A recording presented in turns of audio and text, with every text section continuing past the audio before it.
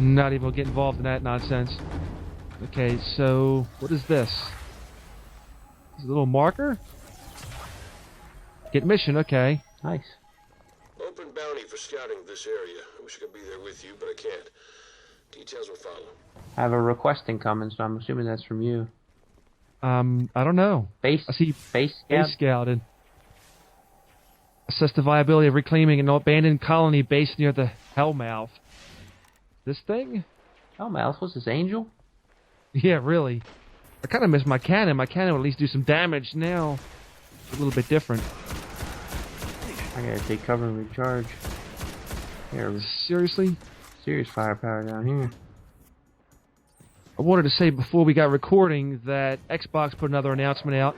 Well, it's not really an announcement. I think it was more like an interview where they were talking about they may do like at least one more Xbox console after the Xbox One. I find that kind of interesting. Yeah, they talk about a bungled release there, man. They had all that momentum from last generation and they squandered it. Yeah, I think at DRM, always on DRM, really put a hurting on things. Yeah. Can't rent a game, can't lend your friend your games. They didn't do anything to put themselves in a good position. Yeah, I call a lot of flack for calling them out on it too. I think it was a lot of fanboys though. Well, that's always the way. Sony was pretty much calling them out at the same E3, if you remember. Oh yeah, definitely. And that was the biggest thing. Then when they put that video out where they shared them sharing the game and such. Yeah. I forgot about that. They were like the biggest thing, and they see them on there pass the game over. You can share. Yeah, they capitalized on that. I don't know who that person was that came up with the idea to do that with Xbox One, but they flipped that real quick. Oh yeah, well somebody was definitely paying attention to social media on that one, because Xbox was being raked over the coals. Oh, without a doubt. Oh my God, what is that? That thing was just launching rocket things, whatever. I don't know. Where are the rest of them at?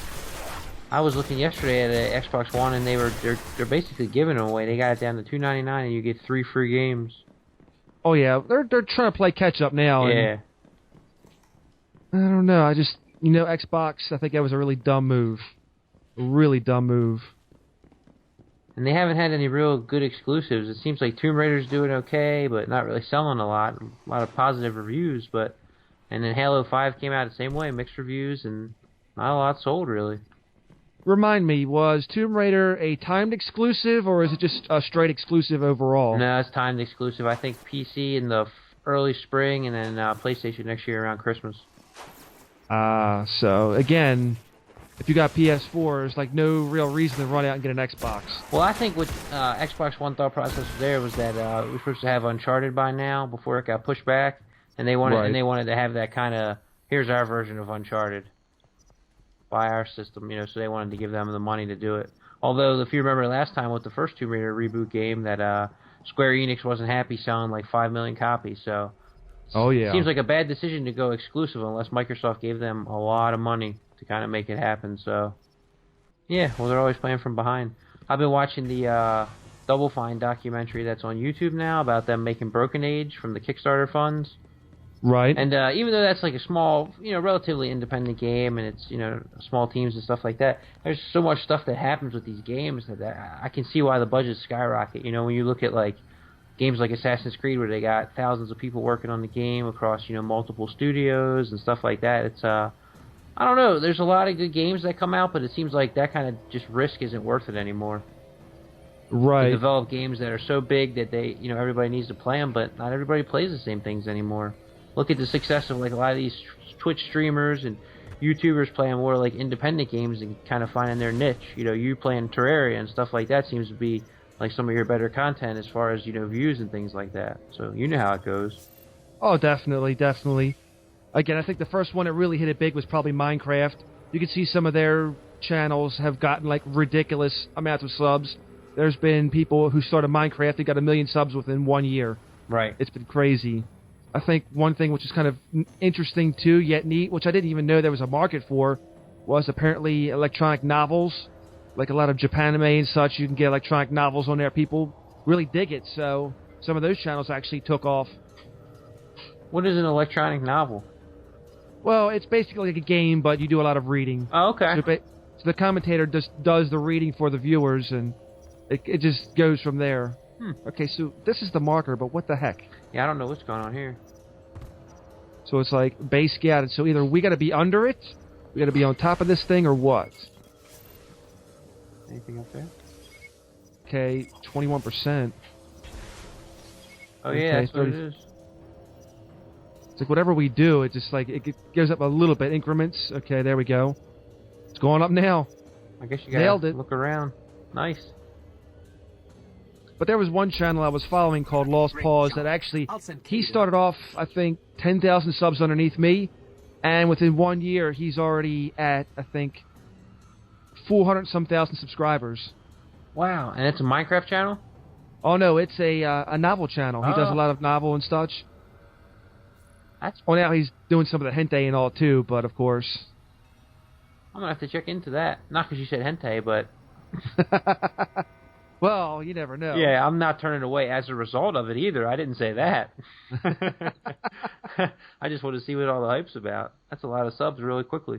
Yeah, it's pretty neat. I sat back and watched it, and at first I was leaving comments, just kind of talking. He'd reply back, but now once you get to that level, 400-some thousand subs, it's like, okay, what do you do then? Now all of a sudden you can't keep up with everybody. I barely keep up at 20,000. Right. Yeah, I'm sure it gets a lot more a good problem to have, but just a lot more workflow and be able to communicate with everybody. Oh, definitely. Oh, wait a minute, we got company over here now, right? Oh yeah, we got company. Oh yeah. Holy crap. Alright, well, so much for that. I'll probably waste a supercharge on this. Whatever. Get these buggers behind there. I don't know, it's definitely a market now with a lot of variety out there, and people are all searching for it. It's all about finding, like you said, your niche, and you never know. Yeah.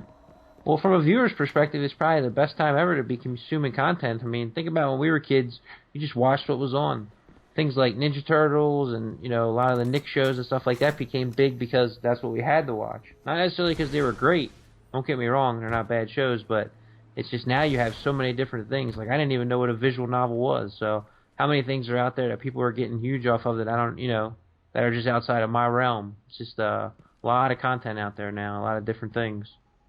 Oh yeah, definitely. You could definitely, and that's kind of why. Oh, I got a marker over here. Oh crap! Okay, a lot of enemies. I'm with you. That's crazy. And that's the thing with YouTube right now, especially with some of these copyright claims that are going on, is that we're trying to figure out what's going on. It's a new media. There's like no real solid ground behind it. So again, we don't know what's going on. Kill this thing. And I saw, I don't know how recent it was, but I saw a thing with YouTube coming out and kind of saying some guidelines of here's the kind of content that we would protect, you know, here's what we would go after in court. But I think that also sets them up in a bad light too, because then they're basically saying we would do it for these, but we won't do it for everybody. Yeah, that's kind of the thing right now. They're going to be protecting some of their bigger channels, like the people they would have as the face. But for the smaller ones, you're still kind of on your own for right now. Right, and if you want to do it, I understand you need a big case, you need to go out and have a, you know, set the precedent is what's important here, but you got to be able to go after the cases as they come, not just say, here's the people we will support if they ever get in trouble. Well, I think YouTube's got enough money and probably enough corporate lawyers that they probably could, but right now, well, I don't know how they have planned on keeping this going. Right. And you see them having, like, initiatives like YouTube Red and stuff like that, where they're trying to, and by the way, what a worse, is there a worse possible name than YouTube Red?